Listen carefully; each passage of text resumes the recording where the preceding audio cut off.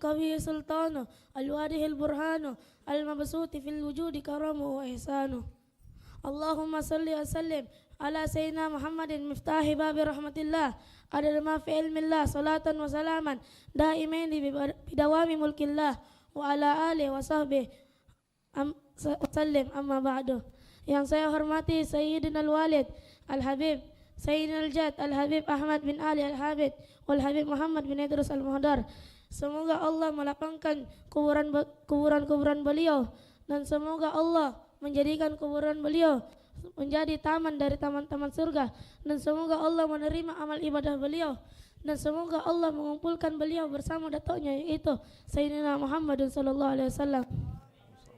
Dan juga yang saya hormati Sayyidina Al-Walid Abuya Al-Habib Husain bin Ahmad Al-Hamid. Semoga Allah memanjangkan umur beliau, menyehatkan jasmani dan rohani beliau, dan semoga Allah mengabulkan cita-cita beliau yaitu menjadikan kota Makassar ini adalah kota santri. Amin. Serta para habaib, para asatid, para hadirin wal hadirat yang saya tidak bisa sebutkan satu persatu nama antum semua, namun insya Allah tidak mengurangi rasa hormat dan ta'zim saya kepada antum-antum semua. Wa'lamu ya ma'asyaral ihwan, sesungguhnya dalam jasad kita ini ada segumpal daging, yang mana jika segumpal daging itu baik, maka seluruh jasad kita akan baik. Akan tetapi sebaliknya, jika segumpal daging itu jelek, maka seluruh jasad kita akan jelek. Apakah itu wahai saudara ya ikhwani? Itu adalah hati, sebagaimana sabda Nabi Muhammad sallallahu alaihi wasallam. Qala an-nabiy sallallahu alaihi wasallam, ala inna fil jasadi mudghah, ketahuilah bahwa sesungguhnya dalam jasad itu ada segumpal daging. Iza saluhat, jika baik itu segumpal daging, saluha sairul jasad, maka akan baik seluruh jasad kita. Wa iza fasadat, dan jika jelek itu segumpal daging, fasada sairul jasad, maka akan jelek seluruh jasad kita. Ala wahya al-qalbu, ketahuilah bahwa itu adalah hati. Syuf ya ikhwan, dalam hadis ini menjelaskan bahwa yang menentukan perbuatan kita adalah hati. Jika hati kita baik, maka seluruh gerak-gerik kita akan baik. Dengan hati yang baik kita ringan untuk menghadiri majelis. Dengan hati yang baik kita ringan untuk salat berjamaah. Dengan hati yang baik kita ringan untuk bersedekah, dan dengan hati yang baik kita ringan kita bisa berprasangka baik kepada orang lain. Begitu juga sebaliknya, jika hati kita jelek, maka seluruh gerak-gerik kita akan jelek. Suka menghina orang lain, anggota badannya malas beribadah, cenderung cinta dunia dan malas bersedekah, dan merasa lebih mulia dari orang lain. Ya ikhwani, jangankan merasa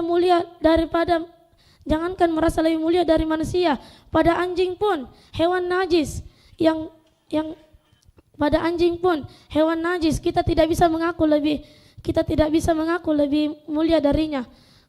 Kita sepakat bahwa anjing adalah hewan yang dihinakan oleh Allah karena najisnya. Akan tetapi di hari kiamat nanti tidak ada satupun hewan yang dilaknat atau dihinakan oleh Allah Subhanahu wa taala. Berbeda dengan manusia. Manusia nanti di hari kiamat akan mempertanggungjawabkan maksiatnya dengan dimasukkan neraka Allah Subhanahu wa taala. Sehingga tidak heran ada sebuah riwayat setiap azan subuh anjing bermunajat kepada Allah Subhanahu wa taala. Seraya mengatakan, subhanallazi ja'alani kalban wa lam yaj'alni tarikas shalah. Segala puji bagi Allah yang telah menjadikanku anjing dan tidak menjadikanku manusia yang meninggalkan salat. Syuf ya ikhwani, di dalam riwayat ini menjelaskan, kita bisa paham bahwa seekor anjing bersyukur menjadi anjing daripada menjadi manusia yang meninggalkan salat. Ini semua sesuai dengan firman Allah Subhanahu wa taala, laqad khalaqnal insana fi ahsani taqwim. Sungguh telah diciptakan manusia dengan sebaik-baiknya ciptaan. Summa radadnahu asfala safilin. Kemudian dia ditaruh di serendah-rendahnya tempat. Di ayat yang lain juga Allah berfirman, ulaika kal an'am. Manusia yang berakhlak buruk itu seperti hewan ternak, balhum adal, bahkan lebih hina dari hewan ternak. Maka dari itu ya ikhwani, janganlah pernah meremehkan urusan penting yaitu hati. Karena Allah Subhanahu wa taala tidak memandang kita itu dari gaya kita, dari keturunan kita, dari kekayaan kita dan jabatan kita. Akan tetapi Allah memandang Akan tetapi Allah Subhanahu wa taala memandang kita dari hati kita. Sebagaimana sabda Nabi Muhammad sallallahu alaihi wasallam, qala Nabi sallallahu alaihi wasallam, "Innallaha la yanzuru ila suwarikum wa a'malikum." Ketahuilah bahwa sesungguhnya Allah tidak memandang kita dari zahir kita dan perbuatan kita. Wa inna ma yanzuru ila qulubikum wa niyatikum. Akan tetapi Allah memandang kita dari hati kita dan niat-niat kita. Sebagai penutup ada cerita dari Al-Fakir. Ada seorang pemuda di zaman Sayyidina Umar. Dia ini berlagak kayak orang alim, orang baik dan orang berakhlak. Lalu kemudian dia berpapasan dengan Sayyidina Umar. Nah, Sayyidina Umar ini diberikan kelebihan oleh Allah bisa membaca isi hati manusia. Lalu si pemuda itu tunduk kepada Sayyidina Umar.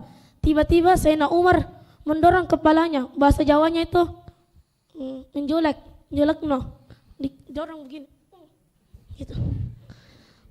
Terus Sayyidina Umar karena Sayyidina Umar tahu hatinya itu tidak sebersih, hatinya itu tidak sebaik zahirnya memakai imamah, baju, jubah, akan tetapi hatinya itu kotor. Sebagaimana kayak zaman sekarang santri yang depan gurunya so alim, so baik, akan tetapi di belakangnya suka ganggu temannya, suka hasut, suka iri, siapa minjat. Lalu kemudian Sayyidina Umar mengatakan, At-taqwa hahuna, laisa hahuna. Takwa itu di dalam hati, takwa itu di hati, bukan di dahi. Maka dari itu wahai hadirin, perbaikilah hati kita, karena sesungguhnya hati adalah raja dari seluruh anggota badan kita. Hati bisa memerintahkan seluruh anggota badan kita. Jika hati kita baik, maka seluruh anggota badan kita baik. Mungkin ini hazam ini walaupun minkum. Assalamualaikum warahmatullahi wabarakatuh.